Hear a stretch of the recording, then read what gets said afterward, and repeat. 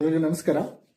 ಇವತ್ತು ನನ್ನ ಬುಲೆಟ್ನ ಸರ್ವಿಸಿಗೆ ಕೊಟ್ಟಿದ್ದೆ ಭಾಳ ದಿನ ಆದಮೇಲೆ. ಆ್ಯಕ್ಚುಲಿ 1 ಮಂತ್ ಬ್ಯಾಕ್ ನಾನು ಸರ್ವಿಸಿಗೆ ಕೊಟ್ಟಿದ್ದೆ.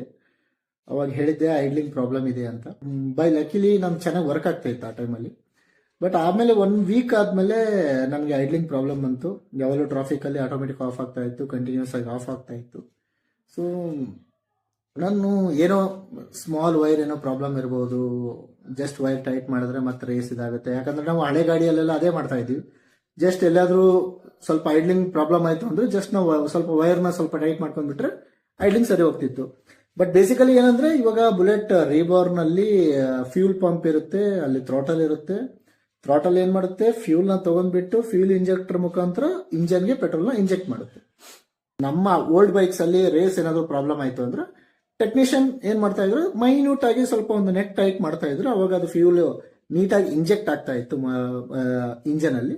ಸೊ ಅವಾಗ ಯಾವುದೇ ಪ್ರಾಬ್ಲಮ್ ಬರ್ತಾ ಇರಲಿಲ್ಲ, ಜಸ್ಟ್ ಐಡ್ಲಿಂಗ್ ಪ್ರಾಬ್ಲಮ್ ಆಗ್ತಿತ್ತು. ಸೊ ನನಗೆ ಗೊತ್ತಿದ್ದಿಲ್ಲ ಇದ್ರ ಬಗ್ಗೆ.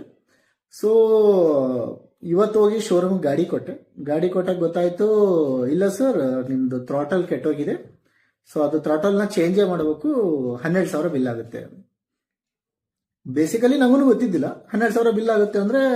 ಸರ್ ಜಸ್ಟ್ ವೈರ್ ಅಲ್ವಾ, ಅಡ್ಜಸ್ಟ್ ಮಾಡಿ ಅಂದ್ರೆ, ಇಲ್ಲ ಸರ್ ಅದು ಸೆನ್ಸರ್ ಇರುತ್ತೆ, ನೀವು ರೇಸ್ ಎಷ್ಟು ಕೊಡ್ತೀರಾ ಸೆನ್ಸರ್ ಅಷ್ಟು ಫ್ಯೂಲ್ನ ಅದು ಇಂಜೆಕ್ಟ್ ಮಾಡುತ್ತೆ ಇಂಜನ್ ಅಲ್ಲಿ, ಸೊ ಅದ್ರ ಮೇಲೆ ಅದು ರನ್ ಆಗುತ್ತೆ ಅಂತ ಹೇಳಿದ್ರು. ಸೊ ನನಗೂ ಅಷ್ಟೊಂದು ನಾಲೆಜ್ ಇದ್ದಿದ್ದಿಲ್ಲ ಅದ್ರ ಬಗ್ಗೆ. ಸೊ ನಾ ಹೇಳಿದೆ ಸರಿ ಪ್ರೊಸೆಸ್ ಮಾಡಿ ಅಂತ ಹೇಳಿದೆ. ಪ್ರೊಸೆಸ್ ಮಾಡಿದ್ರು, ಥ್ರಾಟಲ್ನ ಚೇಂಜ್ ಮಾಡಿದ್ರು.